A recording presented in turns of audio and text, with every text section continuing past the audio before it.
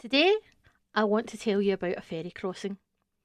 The ferry from Kennaicraig on the Kintyre Peninsula to Port Ellen on Islay takes about 2.5 hours. It's not a long crossing as these things go. The sea was calm, the weather was bright, one of those Scottish days that reminds you why people love this country. When the sky cooperates and everything looks the way it does in photographs, except better because you're actually in it. About an hour and a half or so into the journey, the island appeared on the horizon, and I really wasn't prepared for it. I have been to a lot of beautiful places in Scotland. It is, as you've probably gathered by now, a country that does not lack for stunning scenery. But Islay coming into view across that stretch of water was just something else entirely. It looked like the scene from a film, like someone had painted it specifically to be just unreasonably beautiful. The colours, the green of the hills, the white of the shoreline, the way the light bounced off the water, everything, I genuinely thought, wow, this cannot be real. And then the ferry kept moving, and it kept being real. By the time we sailed into Port Ellen, I had already decided that whatever happened that weekend, the crossing alone had been worth the drive to Kennaicraig. I visited Islay about 2 weeks ago, from the 22nd to the 24th of May, and I was there during the Fèis Ìle, that's the Islay Festival of Music and Malt, which is, as I'm about to explain, one of the most extraordinary things Scotland does. Last week we talked about Scotch whisky, and I mentioned Islay, the island with 9 distilleries, the most dramatically smoky, peaty whisky in Scotland, the flavour of sea and bonfire, and something almost medicinal that either immediately captivates you or takes a little getting used to. I gave you the facts about it. What I didn't give you last week was what it is actually like to stand on that island. I'm Lesley Kennedy. This is Everything Scotland, and today, Islay.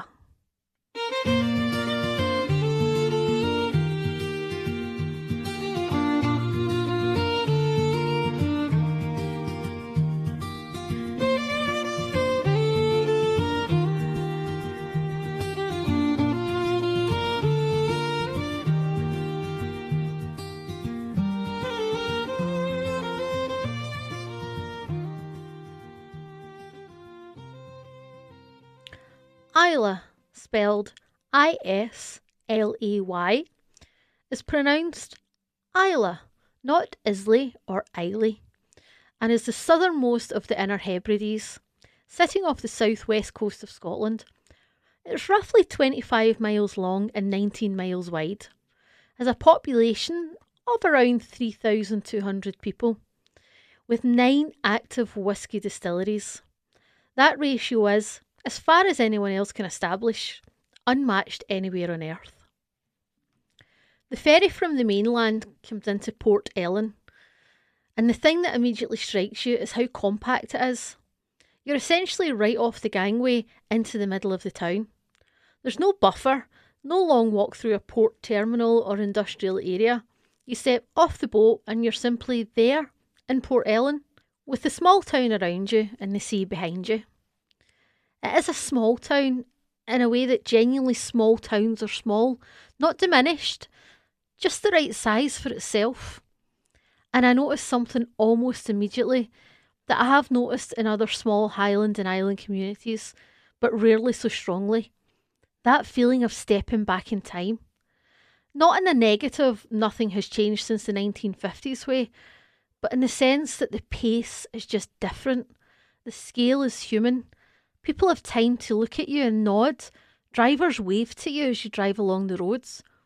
The urgency that mainland life carries with it had been left on the other side of the water. The island was not in a hurry, and within about 20 minutes, I was not in a hurry either. Islay has been inhabited for at least 8,000 years. The island was a stronghold of the Lords of the Isles, the Gaelic sea kings who effectively ruled the Western Islands from the 12th to the 15th century, and who were, for a significant stretch of history, as powerful as the Scottish crown. The Gaelic heritage is still very much present. The language, the music, the particular quality of island hospitality that is different from mainland hospitality, more immediate, less performed.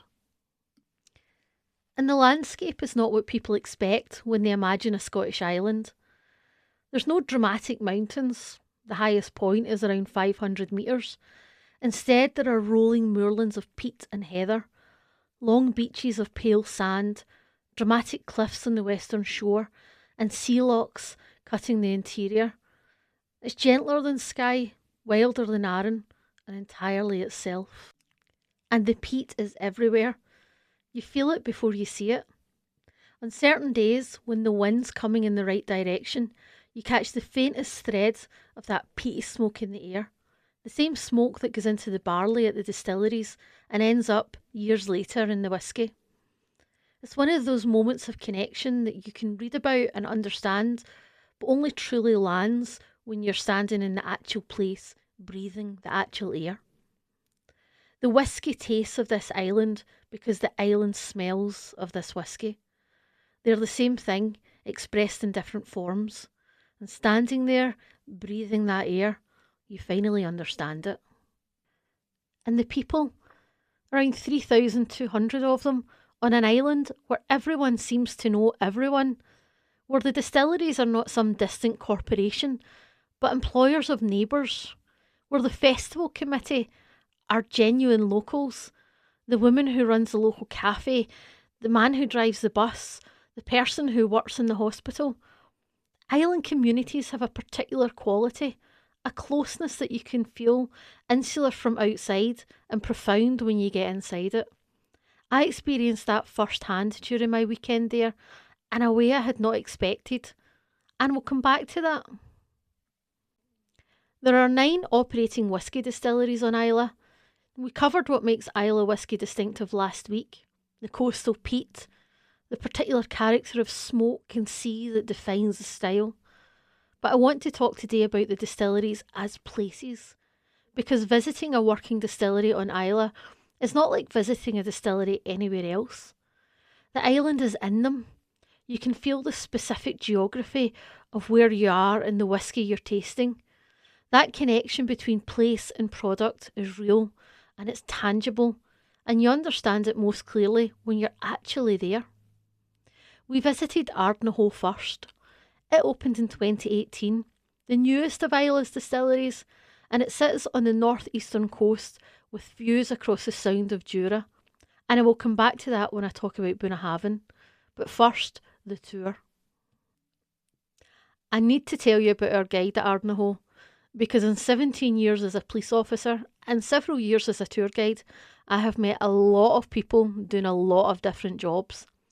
And I have a fairly well calibrated sense of when someone is genuinely in the right job, when they're doing a job that they love versus doing the job that they have to. And she was in the right job. Completely, obviously, joyfully in the right job. She was funny. Not attempting to be funny, not reading jokes off a script, but genuinely, naturally funny. In a way that people are funny when they're comfortable and happy and interested in the people they're talking to. She was animated. Her face changed constantly as she talked. Enthusiasm doing that thing it does when it's real, which is that it takes over the whole person. She had everyone in the group laughing within the first 5 minutes, and she kept them laughing while simultaneously teaching them things, which is, I can tell you as someone who does this professionally, significantly harder than it looks. What she understood, and what the best guides always understand, is that people don't come on tour to hear facts. They can read facts anywhere. They come because they want to feel something about the place, and they need a person who already feels something to show them how. She clearly loved that distillery. She loved the whisky. She loves talking to people who are curious, and that love, that genuine, unperformed love, is what makes the difference between a tour you forget and a tour that you never stop talking about. I'm still talking about it. She was brilliant.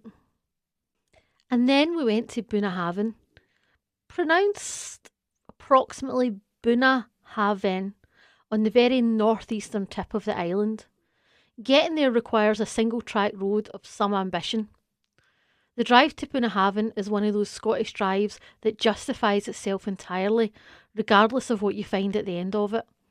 Winding roads, beautiful scenery at every turn, the kind of road where you keep slowing down because something on the left or the right is too good to just drive by at speed.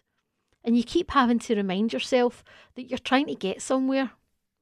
When you arrive and Bunnahabhain feels genuinely remote, the kind of remote where the distillery is clearly the reason the road exists at all. You come round a bend and the sound of Jura opens up in front of you. Right across the water are the Paps of Jura.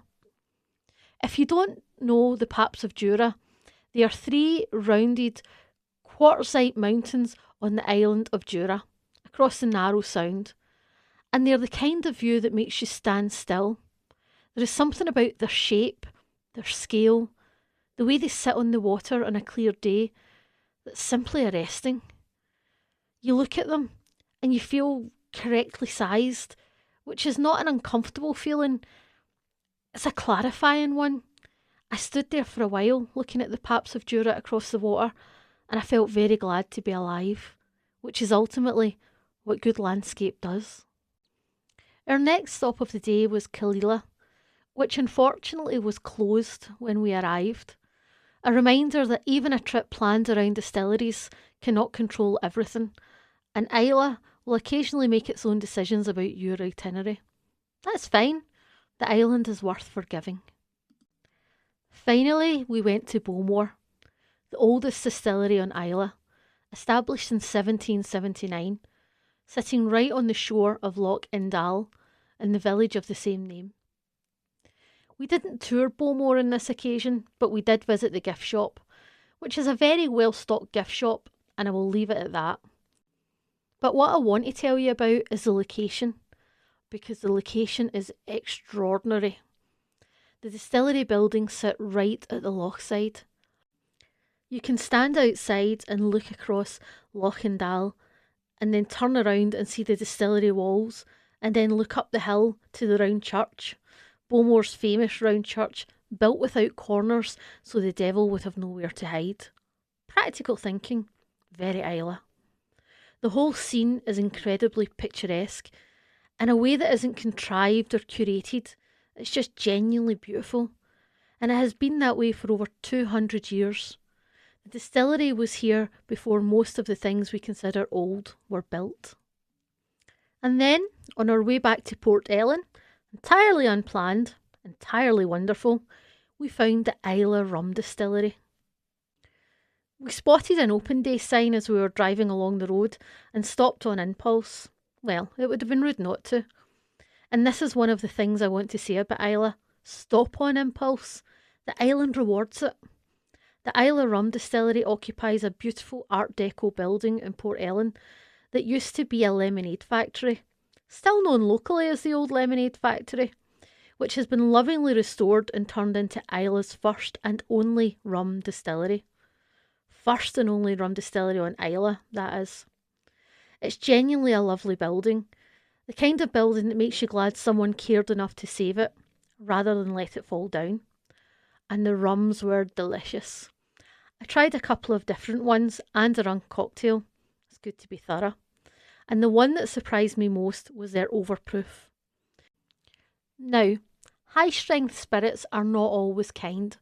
The alcohol can dominate everything else, and you end up tasting the proof rather than the drink. But this overproof was genuinely, surprisingly delicious. The strength was there, but the flavour was bigger than the strength. Rich and smooth and complex in a way that made me understand why someone would deliberately make a rum at that strength rather than diluting it down. It was the taste that was doing the work, not the alcohol. I did not expect that, and I'm very glad we stopped to visit.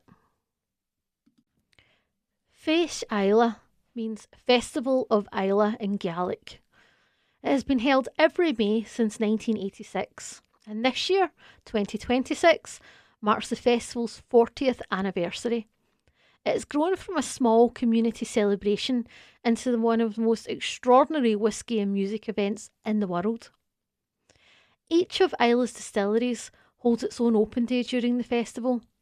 Ticketed events where visitors can tour, taste exclusive releases produced specifically for the festival, meet the distillers, and buy bottles you cannot get anywhere else. Whisky enthusiasts travel from Japan, the United States, and across Europe specifically for these days.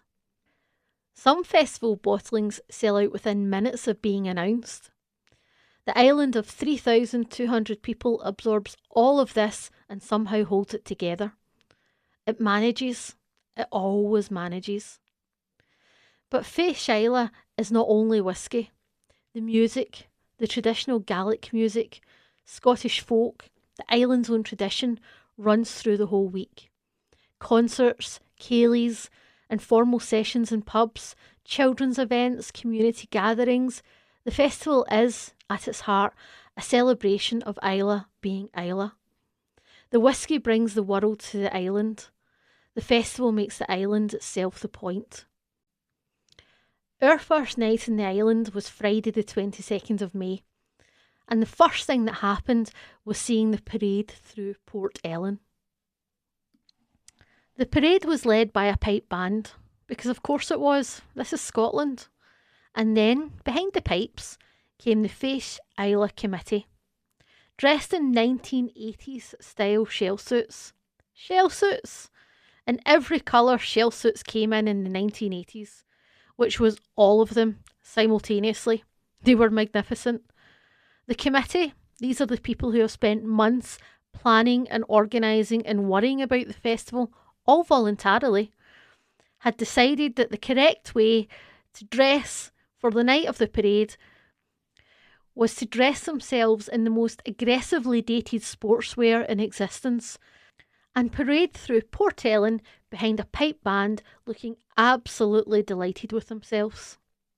Behind the committee were local children, involved in the way that children are involved in community events in island towns, properly involved, not as decoration, but as participants who belonged there. And behind them, several distillery floats, elaborately decorated floats. I want you to picture this. Islay whisky distilleries, which sell their products to the world for serious money, turning up to their local festival parade with the energy and commitment of a village fete. The floats were brilliant. The effort that had gone into them was visible and wonderful. I stood on the streets in Port Ellen and watched all of this go past, and I thought, this is what community looks like when it's fully itself. Not performing for visitors, not presenting a curated version of its own culture, just being what it is for the joy of it in front of everyone who happened to be there. The tourists were welcome to watch, and we were glad to, but the parade was not for us, it was for Port Ellen. That is a rare and lovely thing. And then, the following afternoon, something happened that I had not planned for and I will not forget. My husband James, who is a professional magician, but also works alongside me as a tour guide during the summer, which is, I should say, a very good combination, because there are few things that will settle a group tour into the right mood more effectively than someone doing extraordinary things with a pack of cards. James had been booked to perform close-up magic at an event during the festival, working around the tables, which is a particular speciality, and the event turned out to be an afternoon tea for the Fèis Ìle committee.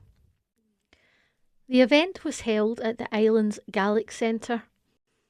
I had gone along with James with the plan that while he was inside performing, I would be outside with my camera taking photographs of the stunning scenery. When I was completely unexpectedly invited in to join the committee and the volunteers for afternoon tea. And I'm very glad I was, because what I found inside was one of the most genuinely lovely hours I have spent in such a long time. The Gaelic Centre is not a tourist attraction, it is a real community facility, a space where the island's language, history and culture are kept and celebrated and passed on. The displays inside are dedicated to the history of Islay and the Gaelic language and its importance to the island, to the people who have lived here and the stories they have carried. Walking around it while James did his thing with the cards at the tables and the committee laughed, I kept stopping and looking at the things on the walls that I wanted to read properly. The history of the island in its own words, in its own language, in its own place.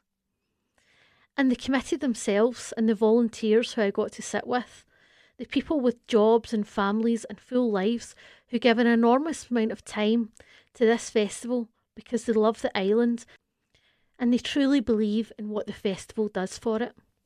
Talking to them, you understood immediately why the festival feels the way it feels. It feels the way it feels because the people running it genuinely love Islay. And it's not a love that's manufactured, it's the actual reason that the whole thing exists.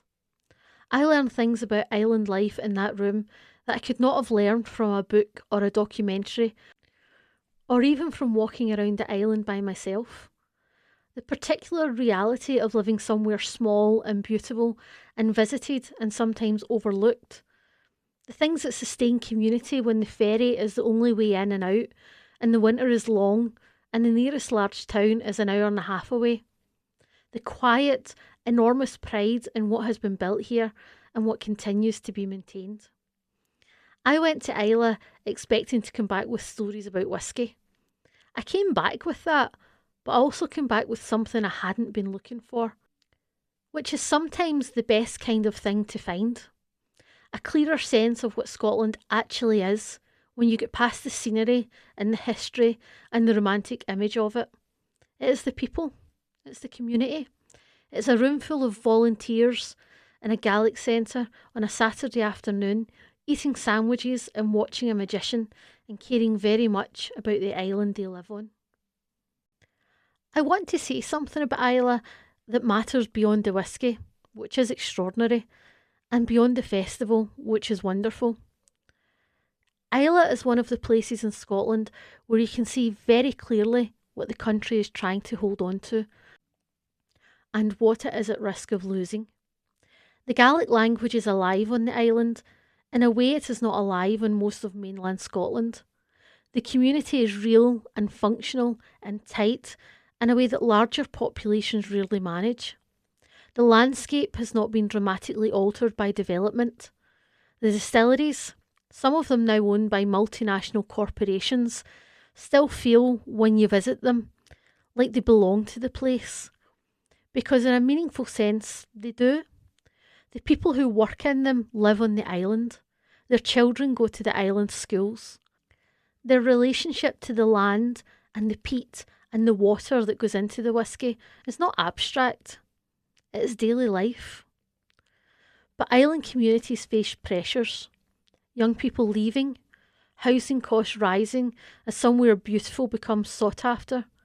The tensions between welcoming the world, which the festival embodies so well, and protecting the thing the world is coming to see. Sitting with the committee and the volunteers, I get a sense of this. Not in a doom-laden way, but in the honest way that people talk about the place they live when they trust the room they're in. There is a pride in what Islay is. There's also an awareness of what it takes to keep it that way. The festival is part of that effort. Not just a whisky party, but a statement of what the island values about itself, performed publicly every year for its own benefit as much as everyone else's. I found that very moving, actually. The work that goes into saying, we are here, we matter, this is what we are. I came home from Islay thinking about a phrase I came across many years ago when I was reading about the Hebrides, that the islands are where Scotland is most fully itself. And after that weekend, I think I understand that better than I did before. There is less distance in an island between what a place is and what it feels like. You feel the history in the peat, you taste the geography in the whisky, you see the community in the parade. Everything is closer together and closer to the surface. Islay is Scotland at its most concentrated. Practical Islay. The things I know now that I have been, that I wish I knew before I had went. The ferry. We went Kennaicraig to Port Ellen on the way there and Port Ascaig to Kennaicraig on the way home. 2 different ports which gave us a sense of both ends of the island. Book in advance, especially during the festival. Calmark runs the service and it fills up. Port Ellen puts you in the south of the island, where most of the famous distilleries, Lefroy, Lagavulin, Ardbeg, are all clustered. Port Ascaig is in the northeast, closer to Bunnahabhain and Killila. If you're staying for a few days, going in one port and out the other makes logistical sense and gives you a different experience each way. Fèis Ìle runs in late May, sometimes into early June, and lasts roughly 10 days. Accommodation books up very far in advance. This is not a guidebook exaggeration, I mean as early as January. If you want to go during the festival, start planning at the start of the year. The distillery open days are announced on the festival website and some of them sell out very quickly. Decide which ones you want most and book those first. Outside the festival, the island is more accessible and arguably more itself. Quieter, the ratio of visitors to locals more balanced. Any time of the year is worth going, but if you can make it during Fèis Ìle, make it during Fèis Ìle. And one piece of advice above all others, leave room in your itinerary for the unplanned stops. The rum distillery we found by accident because we were driving past at the right moment. Some of the best things in Islay will happen because you are not too busy to notice them. Don't overschedule. Let the island surprise you. It will if you let it. It's time for some listener stories before we go. After 3 episodes on history, whisky and now Islay, I keep hearing from people who have either been or are desperately wanting to go to Scotland. The Scotland stories keep coming in and they keep being wonderful. I like reading every single one. Here are my favourites this week. Priya from Toronto said, "When I was planning my first trip to Scotland, I told my Scottish colleague and he insisted that I had to try haggis. I tried to come up with creative reasons not to, but I finally ran out of excuses. I now want to formally apologise to haggis. I was wrong. It was wonderful." And my Scottish colleague was unbearably smug when I told him how much I enjoyed it. That's the thing, Priya, you just have to try it. What's the worst that can happen? Next we have Anne from New York, and Anne says, "I married a Scotsman who I met when we both served in the military. For the first 10 years of our marriage, when he used to talk about how amazing Scotland was, I just smiled politely. I'm a city girl. Then he took me to Skye for our anniversary, and I have never been so wrong about anything in my life. Now I want to move to Scotland. When I talk about it, he just smiles politely. He finds the whole thing very funny. What can I say, Anne? Once Scotland gets into your blood, there's no way back." Now for our Scots word of the week. And this week it's Dram. D-R-A-M. A dram is a measure of whisky. There's no legally defined amount. In Scotland, a dram is whatever the person pouring decides is appropriate, which tends towards the generous end of things. But more than quantity, a dram is a ritual. Offering someone a dram in a Scottish home or a Scottish pub is an act of welcome. It says, "You're here and we're glad you're here and we're going to mark the moment." "Will you have a dram?" is one of the warmest sentences in the Scots language. The correct answer in almost all circumstances is yes. I had several drams on Islay. Every one of them tasted better for where I was drinking it. Next week on Everything Scotland, we're coming back to the mainland and going somewhere considerably more athletic. We're off to the Highland Games. There'll be cabers, hammers, pipe bands, and why Highland dancing is far more physically demanding than it looks. The remarkable story of how a king's search for the fastest runner in 1040 became a tradition now practised in over 70 countries. And why the caber toss is judged on straightness rather than distance, which is, I promise you, more philosophically interesting than it sounds. I'm Lesley Kennedy. This is Everything Scotland. Slán Java. And if you ever get the chance to go to Islay, go. Just go.